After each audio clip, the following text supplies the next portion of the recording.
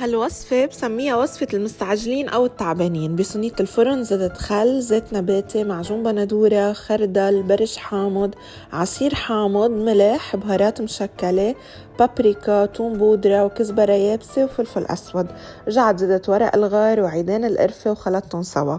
زدت كمان صدور الدجاج المقطعين قطع كبار مع بصل، توم، بطاطا، جزر وفطر، وقلبتن وغطيتن بالفويل وعافرن نص ساعة. من بعدها بشيل الفويل وبحمرهم تقريبا ربع ساعة. قدمتها مع الرز الأصفر وصحتين.